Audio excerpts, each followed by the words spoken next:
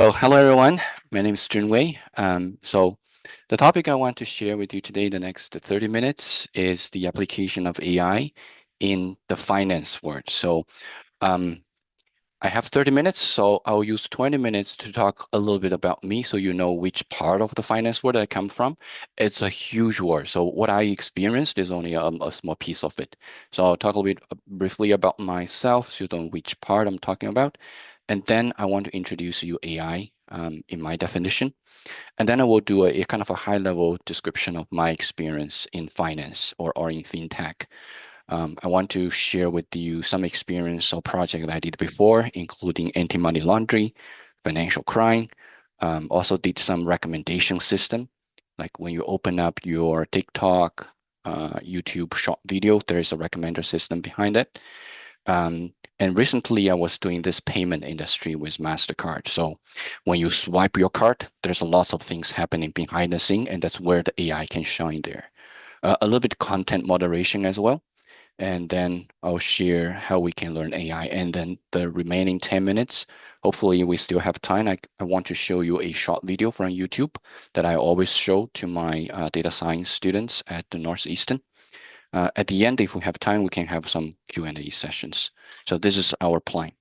So I think the host already give you guys a big some background of myself. So my education is from U of T and then Georgia Tech. I did a research scientist in a national research lab in Ottawa, and then I was pursuing academia, but then I decided to pursue in the industry. So on the right side is my industry experience. I was doing engineer consulting and then joined the finance world. So you can now see, so my finance is mainly related to Scotiabank, RBC, and now MasterCard. So what is AI? Um, if there's a pattern and the computer can learn it, we call that AI, right? In the layman term. So the pattern could be, I have a dog. Whenever my dog leaves my house, I will stop it, right? Always call him back. So when these things keep happening multiple times, there's a pattern and my dog learn it. That's kind of intelligence. The next time, my dog will not leave the property, right? So that's the pattern. The pattern can be observed in many other things. If we can have the computer learn the pattern, it's a kind of AI or machine learning. Um, the second thing is make decisions like human. We can make the machine think like a human. We can make the machine help human to make decisions. So examples including you can chat with a chatbot. You can watch movies or short videos on TikTok, and the movies that recommended to you is always intriguing. Right? So that's a recommender system behind it. And there's also ethical side behind the recommender system. The technology is a good technology, but industry currently is using a recommender system. They need to follow more on the ethics side because no matter how disciplined you are, the moment you open up a TikTok, you'll probably spend an hour or two there without realizing it. Um, Google Map is another thing, right? So if you want to go from location A to location B, then you need to find the optimum path. If you don't like left turn, maybe you can include that preference for that user. So from point A to point B, there's always a right turn, although the distance may a bit longer. Okay, so this is kind of a layman term that what AI is and how we experience AI on a daily basis. And next, I want to share with you a little bit more formal definition of AI, and I adapted this from a very authoritative a textbook about AI, and I highly recommend people read that book if you're really interested in AI. Artificial Intelligence, A Modern Approach. The latest version is, I believe, is 4, published in 2020. So the definition of AI fall into four categories, depending on whether the approach is focused on thought process or behavior, and whether it is measured against human performance or an ideal concept of intelligence. So we can characterize AI definition along two dimensions, horizontal and vertical. So if you can imagine, I can draw a line horizontally, and on the left side is human, on the right side is rational. Okay, well, somebody may think, well, human is rational. No, no. Human rarely rational. Okay, you may want an iPhone, you may want an Apple Watch, you just want it. Later, you will justify why you want it. Okay, so rarely human will make a decision in a rational way. So on one side is how human make a decision. On the other side is a rational way of making decision. So that's left to right. Now from the top to the bottom, you can also draw. On the top is thinking, right? And at the bottom is acting. So now we can divide this 2D plane in four quadrants. So you can think of on the left side, you can think of this is one type of AI, right? So people are trying to make machine think like a human. Okay, so this is kind of a cross discipline with cognitive science or neuroscience. So people trying to understand how human think in the brain and also trying to make a machine mimicking a human thinking. So that's one type of AI. The other one is still focused on human, but instead of trying to mimicking how human think, which is a black box. When you are thinking stuff, I don't know what you're thinking, but I can only observe what you are behaving. So maybe we should also focusing on this part. How can we make a machine imitating a human's behavior, right? So if you heard about Turing test, this is actually this type of AI. So if I ask a question and or if I want to have a conversation and I can make a machine imitating someone, a human, that have a conversation with you, that's kind of intelligence, AI as well, right? So this is acting as a human. Now, the other group of people may argue, well, why we want make a machine that imitating human? Because if you think of, we are making a plane that fly, but the plane is never mimicking a bird. We are making a submarine swim, but we are not, the submarine is not swimming like a fish, right? So why we should make a machine think or behave like a human? It should think and behave in its own way. Now, which way? Maybe the rational way. And then there's a different part of AI, right? Maybe we can make a machine that thinking in a more rational way, right? So that's like the laws of thoughts. The other part of the AI is acting in a rational way. Okay, so most of the modern AI, in my own opinion, is probably still in this type of AI, right? Acting as a human. Think of a ChatGPT, right? It's been trained on humans' data, so and instructed and aligned with human. And the most recent research I came across, if you put multiple ChatGPT agents together and they can collaborate, they can also attack, right? Now, when the resource is abundance, the GPTs will collaborate. But when the resource is scarce, the GPTs will attack each other. Well, that's human behavior, right? But we're not programming the GPTs to attack other GPTs or other agents, but those behaviors emerge when the environment change. So that's kind of aligned with human. Maybe we don't like this type of AIs. We may want more rational ones. Okay. Anyways, so that's a more formal definition of what AI is. And in the past, the AI research are actually in all four domains. You will see some AI field research. So here's a cartoon that I show to my data science students is a formal terms. So AI is really abroad. When you open up and read the news and talk about AI, sometimes today, most of the time is actually talking about Gen AI, generative AI, which is a very tiny piece of the field. It's a really broad field. It's called AI. Under AI, there's a subset called machine learning, which is the learning component, right? You don't need to have a learning component to do AI.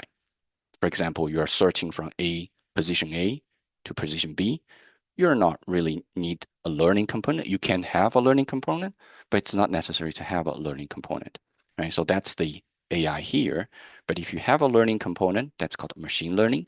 Within machine learning, there's another subfield called reinforcement learning, which is getting, well, in the history, it's getting popular and then not so popular and then popular again, not so popular. So today, reinforcement is getting popular again when the large language model um, it becomes the major players in AI.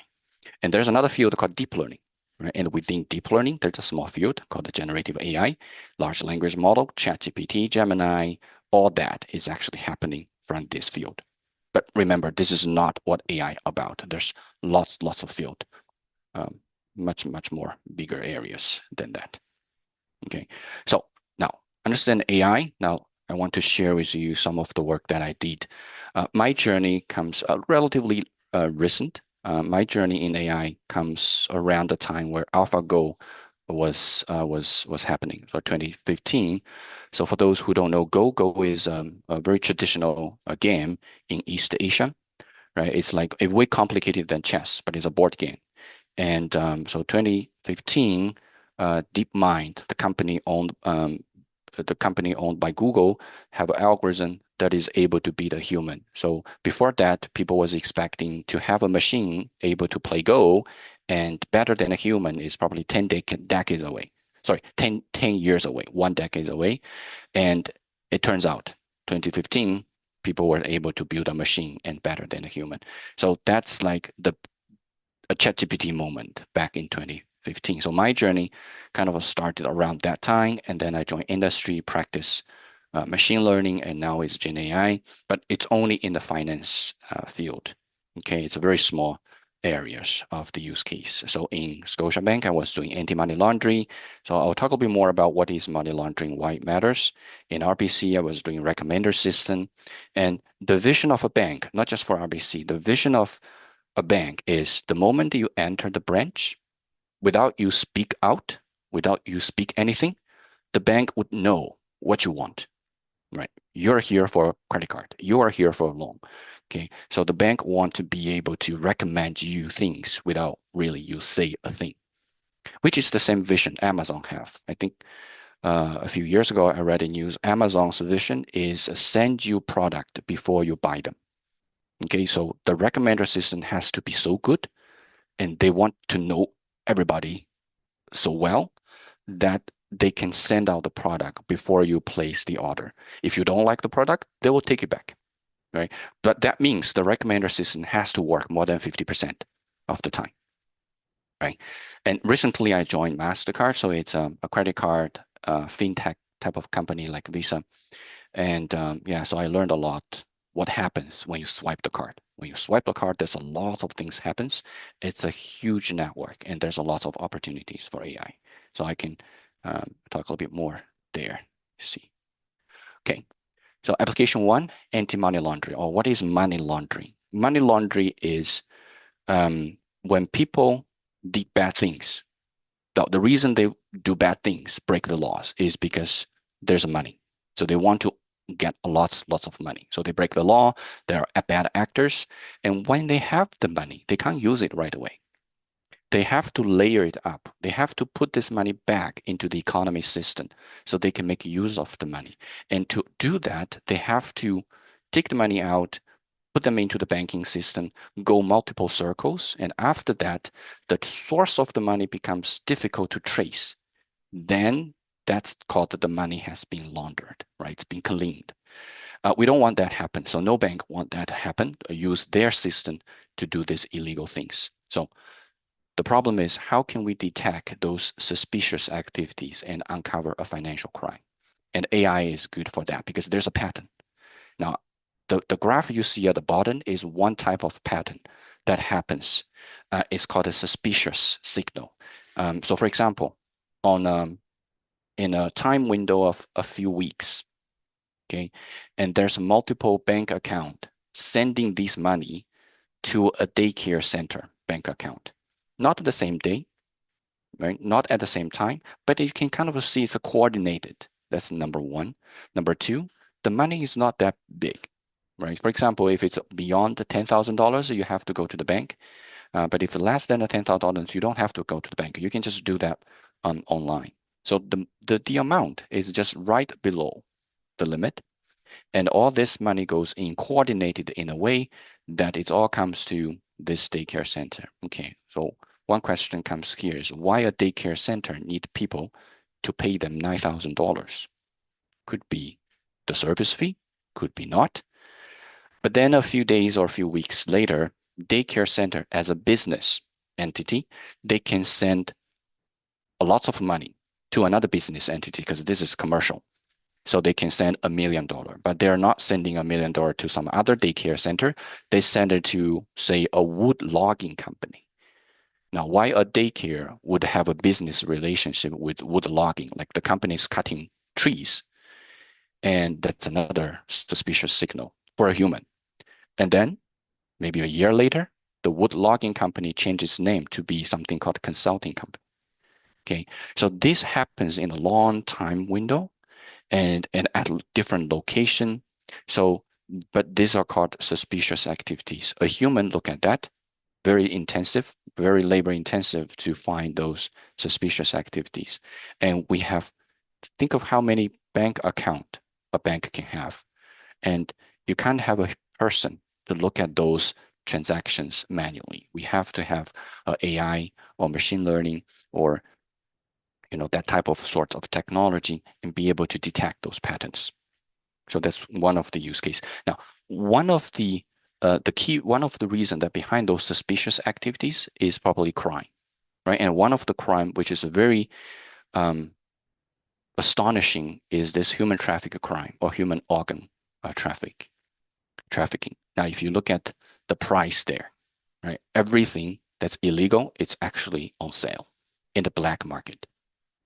And the people making money by doing this, all this money will go through the banking system and go through this money laundering activities. This is really, really bad.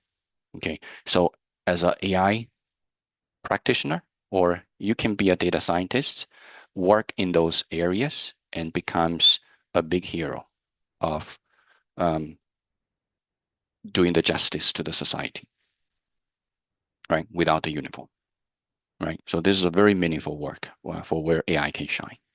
I put a book on the right side. This is actually a survivor of human trafficking, and she write a book about her experience. It's a very impressive stories there. Okay, so that is anti-money laundering, that where AI can be applied. The second use case I want to share is this recommender system. Right? So the problem is, how can I suggest the right product, the right movie to my customers, because they are looking for the product, but I have millions of product. So I cannot put this product on the web page, right? And then let the customers scan through 1,000 pages to find the product. That's not going to work. So I have to have an AI recommender system based on how much I know about the customer, based on how much I know about the product, so I can match them together. So if you're using Netflix, the moment you log in, the interface will be different from somebody else log on to Netflix. The reason is a recommender system, right? Spotify, if you like certain type of music, you will get recommended to similar music, same as Amazon. Okay, so that's the recommender system. Now, one of the interesting case that I worked at, it's something called next merchant prediction. So what does next merchant prediction mean? A bank has many card holders, right? You may have your own credit card.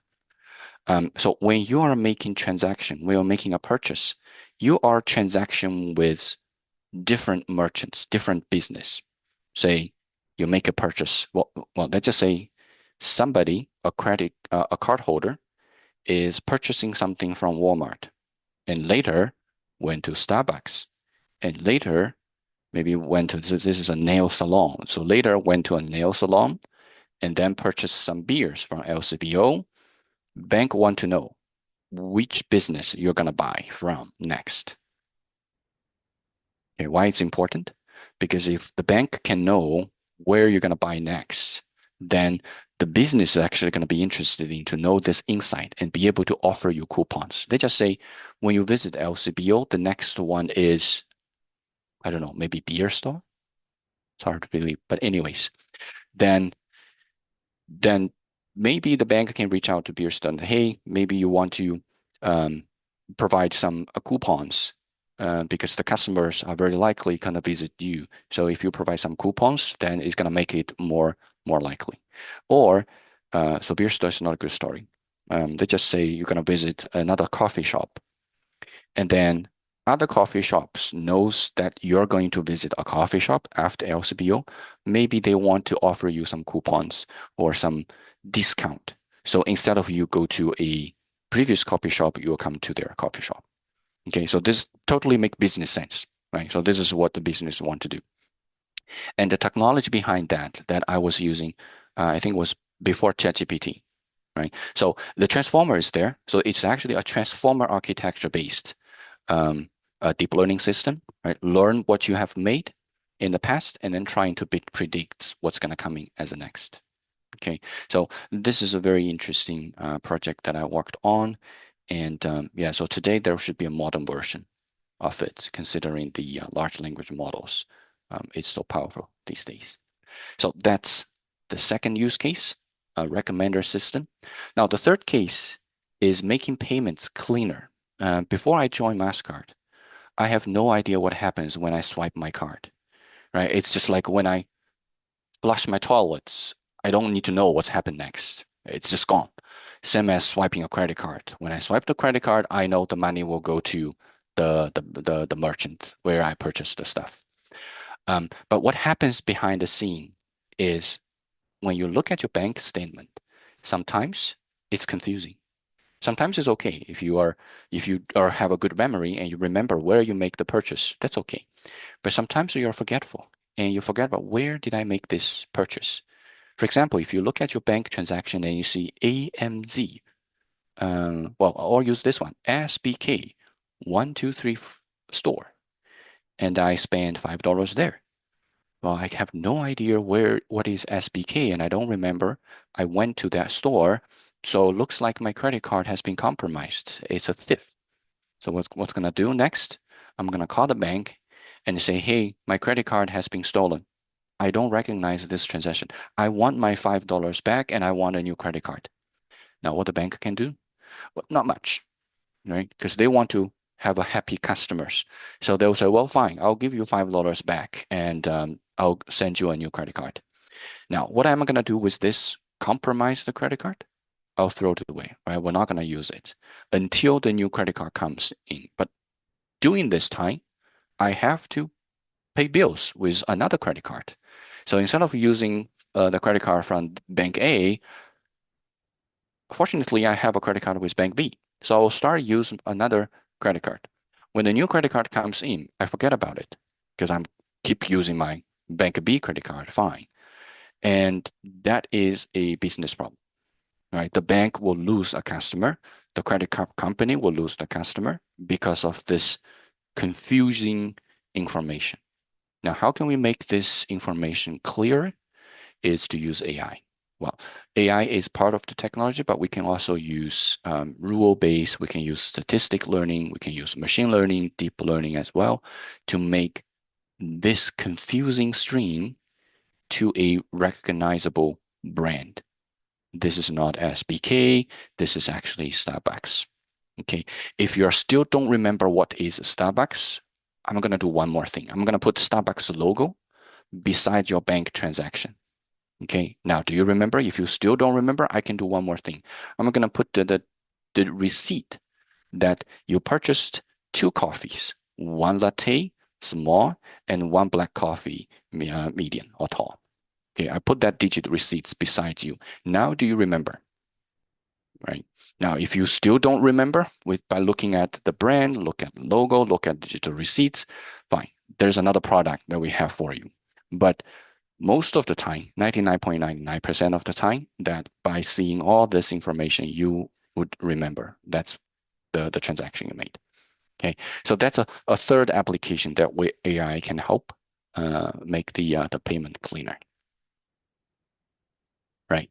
So for those who are really interested in this, what is happening after you swipe the credit card, so here is the diagram that show you what's happening behind the scene. Before credit card, which is 60 years ago. Yeah. 50, 60 years ago, there's no credit card. Okay. So 50, 60 years ago, there's no credit card. So what do? You take the cash, you pay to the merchant. The merchant will give you the service or the product. Right. Now, you cannot take the cash everywhere. You cannot take the cash to a different country. You have to convert. And even no matter how rich you are, you cannot take all the money you have, right? For the transaction. And then that's where the credit card or debit card comes into play. Now, when the card is here and you bring the card to the merchant would not know, how can I trust the card is working? So the merchant will call the bank, their bank, not your bank, but the merchant's bank. And the merchant bank will call the card network. not just MasterCard, but Visa as well. Discover, American Express, similar. They call the card says, well, is this a valid card? Well, the MasterCard will also connect with your bank and checking, do you have enough fund in your bank? Yes, it is. And then comes back and say to the merchant, yes, this guy has enough money in the account, give the product to the person. Um, and then another day, the network will help these two banks to settle the money. Okay, so this is what happens behind the scene. And now you can see this is actually very complicated. This is only a high level description, but it's a very complicated network behind the scenes. So if you want to be you can be a software engineer for this system. You can also be an AI engineer for the system. You can also be a data engineer, data science as well, a machine learning engineer, right, to make this system work. Right. So my last use case is this content moderation. So these days online, there's a lot of inappropriate content for the audience. There's not safe, there's a violence, and sometimes it's a fake. Now, how can we detect this? A human can look at it, but it's not scalable. And then we can use AI, machine learning, deep learning to detect inappropriate images, texts, and logos and make sure they are consumable for their audience. Okay. This is actually a recent case that we did at MasterCard is to remember the logo I was saying, right? I put this logo image beside the Starbucks, but I want to make sure that's appropriate logo. Well, in US, there are people selling guns, and gun is, right, it's legal if you get a gun in the right place. So there are merchants who are selling guns. It's a valid merchant, and they put gun in their logo. Now, we don't accept images like this, right? But we cannot have a human to go through all those thousands, or even millions of images before we can put the logo image in the system. So that's where the deep learning system can help to detect that. All right. So that is pretty much a high level of my world, which is a very limited finance world that I've experienced using AI. And how can you learn AI if you want? I think somebody was asking this question. I have the same answer. Learn the foundation first, the Python, the mathematics. It is really the foundation. And use AI tools to help you learn, but don't replace that as your thinking. Right? Before you know how to think, you should not really use GPT you can use GPT to help you think, but you cannot use GPT to replace the thinking. And get your hands dirty, do some small projects, right? Work with university professors, work with others to build games, chatbot, or even school project to get hands-on experience. And then you can share your work. You can share your work in GitHub. You can share your work in a competition environment, and so you can learn from others as well. Okay. And this is what I came across recently online is when ChatGPT is being used everywhere, how should we live and think and learn with ChatGPT? This is actually inspired by this Johari window. But again, if you you have two dimensions. One dimension is how much you know or how much I know. And this is I don't know. This is I know. Right. Now on the vertical axis is AI know, and the bottom is AI doesn't know. Right. If you are in this field, then what do you do? How do you use AI? Well, ask the right question. Give clear instruction. So domain you know and AI know as well, including what is a good essay. When you read a good essay, you will know this is a good essay. You would also know how to write a good essay. So this is something you know. So you need to give a clear instruction to the AI to understand get AI help you write the right essay that you need or solve the problems that you need. Now, when it's a domain that AI know, but I don't know, which is a lot, right? I don't know quantum mechanics. So AI knows because AI must be trained on that. And AI can also search those information for me. So AI knows, but I don't know. What do? I ask the right question. I ask the question that I don't know so that AI can help me answer those questions step by step. Here, requires you to know how to ask the right question. If you are using ChatGPT to do everything, you don't know what the right question to ask.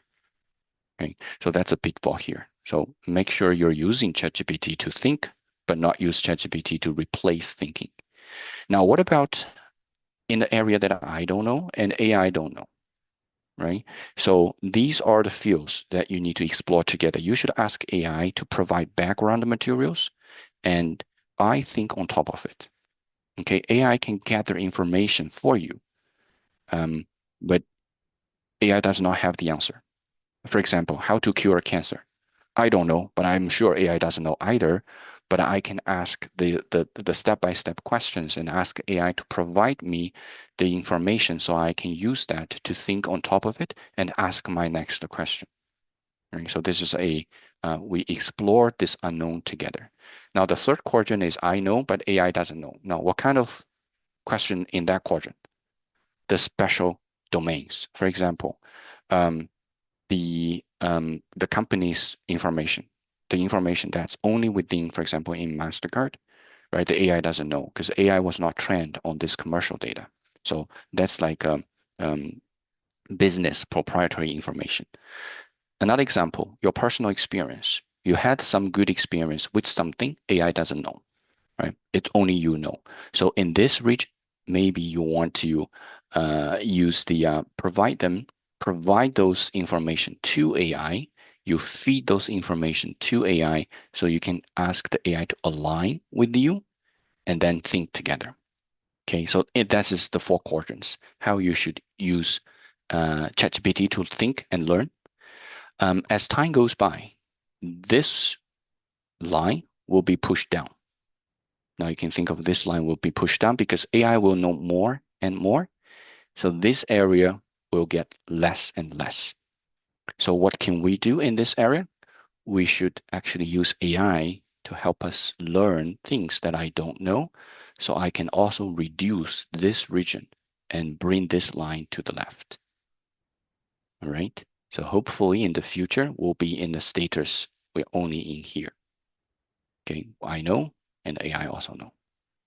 Okay, so this is just something that I came across recently and think this is a very good guidance for us to use ChatGPT. Why it matters? Because AI is everywhere, right? You probably heard DeepMind researchers are saying something like, don't go into the university and do a PhD in AI because by the time you graduate, the problem you want to solve is already solved, right? And it also happens to one of my colleagues that who was doing a natural language processing PhD. In the PhD defense, one of the professors asking him that the problem you're trying to solve, we have ChatGPT can solve the same problem. What's the value of your PhD thesis? Right. So it is happening. And so AI is everywhere. So learn about AI and also learn how to use AI. Don't use AI to replace your thinking. Use AI to help you build and think more. And we should start now. Um, yeah, I do have a 7 minutes video before we go into this Q&A. I want to do a time check. Do I still have 7 minutes? Or maybe we can just directly go to Q&A. Maybe you can play the video for maybe five Few. minutes, I guess. Okay, let's do that.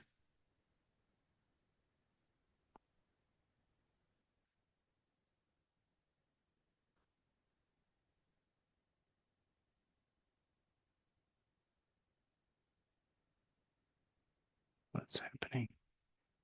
Okay.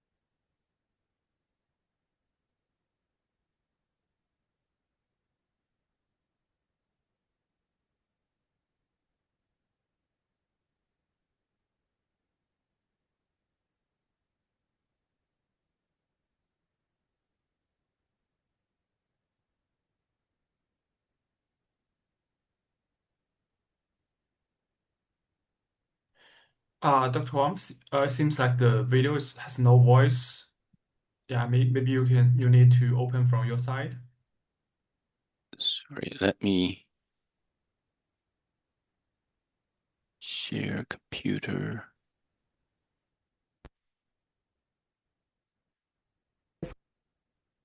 Yeah, it's Could okay now. make generative Is it AI good? tools more Yeah. useful and Okay. practical to a wider audience. Let me let me Systems let me can. drag it back. If there's one word that's been at the top of every tech company's mind lately, it's AI. There's been a rapid expansion of what artificial intelligence systems can do, and this past year, you could find AI woven into all of our everyday tech, from writing emails to drafting text messages.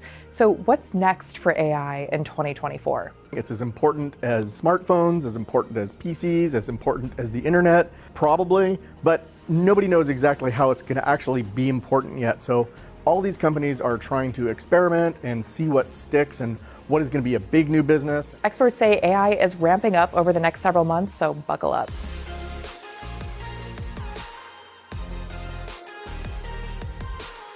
OpenAI, the company behind ChatGPT and the leader of Silicon Valley's AI rush of 2023, took the race to a new place in November. Developers can now build custom versions of ChatGPT's generative software and open them up for anyone to use. It's essentially the AI version of an app store, which, as we know, revolutionized the smartphone industry. And there's a sense an online shop for GPTs could be just as impactful for AI. These custom GPTs cater to specific tasks, like coaching on how to be a better writer or offering travel advice. That narrowed down focus could make generative AI tools more useful and practical to a wider audience. If you think of your computer can do just about anything, but you use it in the form of apps, Microsoft Word, Adobe Photoshop, or Angry Birds, or something like that. There's one specific thing that you tap on or you open to do a specific job, and I think that's what GPTs promise. It's sort of a specific utility, and I think that will make it much more approachable for people and much more useful for people. Making a new GPT doesn't require any coding. It's built with plain language instructions. Feed it knowledge by uploading PDFs, videos, photos, or audio, and direct the bot to create something based on that, or tell it to search the web. Without needing extensive programming expertise, it lowers the barrier to entry for anyone to make a GPT. Creators can get a cut of the revenue from their GPTs too. But if AI is going to get better, it needs to communicate in a more human-like way. And to do that, it needs to go beyond just text. ChatGPT's newest trick is speaking answers aloud. That means you could have it generate a bedtime story and then read it out to your children, which is a concept that maybe someday will sound less dystopian. But it's not just ChatGPT getting more conversational. Amazon's voice assistant Alexa has entered the chat. Amazon uses AI to help Alexa respond faster to a question, and the idea is that it shouldn't stumble if you change your wording mid-sentence. But perhaps the most curious AI contender in 2024 is what Google is cooking up, a model called Gemini. It can analyze and learn from all kinds of media, including text, photos, video, and audio. So it has sort of a native understanding of a lot more different types of content, and that's really important. That's the way we work. We don't just work with text. Text is important, but we also work visually and with what we hear. And so this is an attempt to bring AI a bit closer to how humans actually work. Google says Gemini could look at a handwritten physics problem, find the mistake, and then explain how to fix it. Gemini launched on Pixel 8 phones and in Google's AI chatbot, Bard. But what if the AI isn't just in the phones and sites you visit, but in something you wear? All eyes will be on the startup Humane, which created a device called the AI Pin that attaches to a shirt or collar. It acts as a personal assistant with eyes on the world around you, controlled by voice commands. In place of a screen, a laser image projects on the palm of your hand. It sends text messages, plays music, takes photos, makes calls, and it claims it can also translate a real-time conversation in different languages. Can this be more useful than a smartphone? I think that that's kind of a harder sell. More likely AI is going to be built into the existing tools that we already have. We're not going to want to buy a one specific AI tool. We're going to want to have AI in the tools we already use. Smartphones are really useful things to carry around. And smartphones are already getting some notable AI boosts. Google's Pixel 8 smartphones come with features like Magic Editor, which lets users move and erase people and objects and adjust backgrounds straight from your phone's gallery. There's also a feature called Best Take, which lets you swap out someone's face if they're blinking for a shot where everyone's looking at the camera. Apple has also been adding AI features to the iPhone with things like Personal Voice, which can generate a voice that sounds like you after you train it on a series of prompts. CNET is the best tech site. like and follow. Okay, so in the beginning, it sounded very much like my intonations, and then at the end, I sounded like I was really bored. That's crazy. We'll see AI get baked into more devices and operating systems throughout the year. So far, the most exciting stuff is happening in a data center somewhere when you get DALL-E to generate images from OpenAI servers, or when you're using ChatGPT or Bard. Those require big data centers. If we can get the chips running fast enough on our laptops, we could do that potentially with a lot faster response and more privacy for what we're doing. It would be a pretty big change. That includes computer chips with AI accelerators like the ones Intel announced in December 2023. AI has also crept into social media content. I have stumbled upon some pretty convincing and honestly quite good AI-generated song covers on TikTok. And while it can be fun to generate Harry Styles' voice singing Style by Taylor Swift, there are some pretty serious concerns about people misusing AI to make it seem like someone did or said something that never actually happened, which is why both TikTok and YouTube are adding labels to videos with AI-generated content so you can know that what you're watching isn't actually real. And that's especially important during an election year. We've already seen AI-generated images of politicians, like the ones of Donald Trump seemingly getting arrested by a group of New York City police officers. These pictures were so convincing that they spread like wildfire over Twitter before they were debunked. I worry that AI, which can generate, images on demand, is going to be used to create images that we really fundamentally can't trust. And the place that's most likely to happen is social media. That's where you're going to see somebody boost a post from some stranger you don't know that you might think is real. It's going to be something shocking or powerful or emotional or surprising. And even if you intellectually think that might not be true, it still kind of goes straight into your brain and you think, oh my God, the president's being arrested. Another thing you'll have to brace yourself for is companies starting to charge more for their generative AI products. Right now, you have the option to either use the free versions of platforms like ChatGPT, or you can subscribe to get more features. Companies are expected to push you to pay for more features as a way to profit from these systems. I think part of the problem right now is it's still not really clear what value AI delivers. If it turns out to be super useful for summarizing documents or generating new emails or putting together slide presentations, maybe your company's going to say, wow, that's a big productivity boost, that's worth paying for.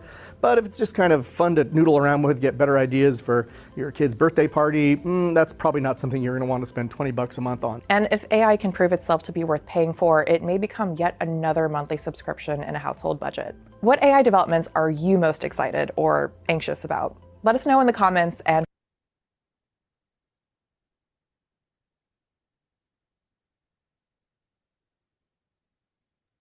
Uh, hi, Dr. Huang. Yeah, Sorry. I guess we have questions in the chat box. Okay. Yeah, we have 3 questions, I guess, in total. Yeah. Okay, so do you think cryptocurrency will replace the real money one day? I believe there will be a conflict between Bitcoin and US dollar. Okay, so cryptocurrency is not my field, but one thing I can say is cryptocurrency has its own value. It's decentralized.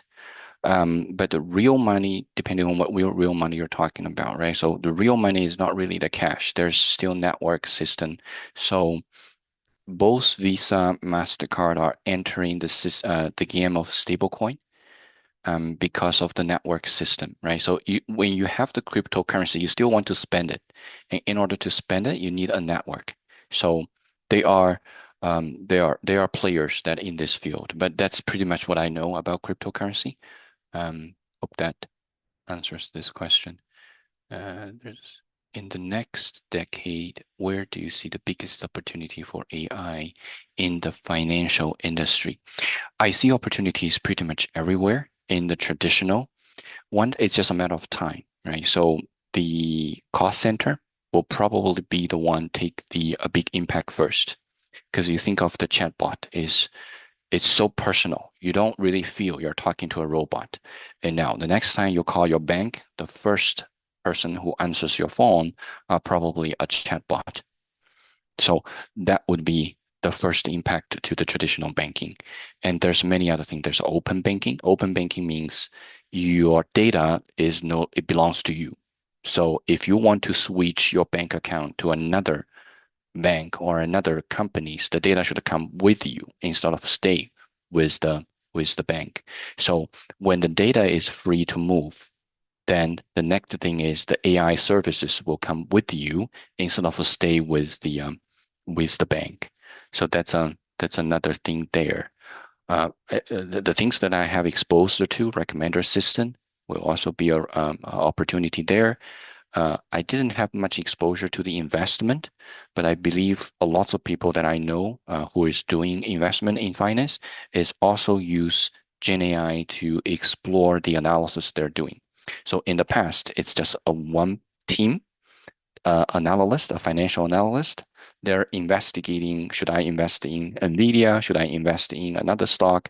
What is the news out there, right? Based on the public information, what is the best move I can do? Now you can have a team of agent, and the agent is nothing but a large language model who can interact with the real world.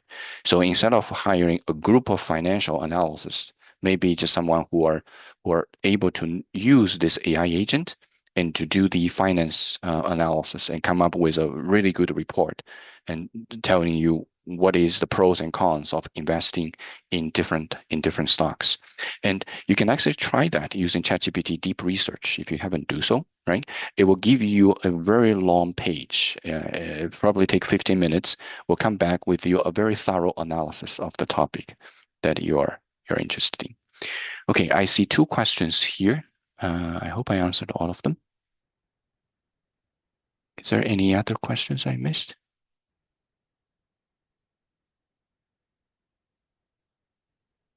Oh, I do see one here. What is your prediction about AGI based on your deep industry experience?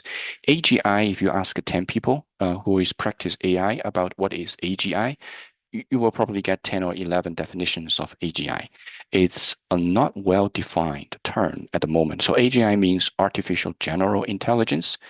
In some sense, AGI is already here, right? So you have an agent that can go away without a human intervention for 15 minutes and come back with an answer, right? So if you define artificial general intelligence is like that, then we already have AGI. But if you're thinking AGI should be a autonomous vehicle that can go to the world and you don't need to be alert as a driver. You just sit there and you can do on your own thing, then AGI is not there, right? So if you see people drive a Tesla, by law, you still have to sit in the driver's seat and watch the road. There is a camera somewhere is monitoring you. So if you are looking around and the alarm system will be triggered. So that's not a fully driverless car yet. So AGI is not there. So what is your prediction? So yeah, so I can't predict what is AGI because AGI is not well defined. But what I can predict is AI is here to stay. In the history, there's many AI summer and AI winter. AI summer is like very hot topic. AI winter is AI becomes a really, not so popular topic. So what I'm thinking, and it's also many people are thinking the same way, is AI summer is gonna here and stay. It may get a little bit chilly, but it's probably gonna be as a summer in California, as a winter. So AI winter is probably not that cold. That's what people are thinking, and I'm optimistic in that way as well.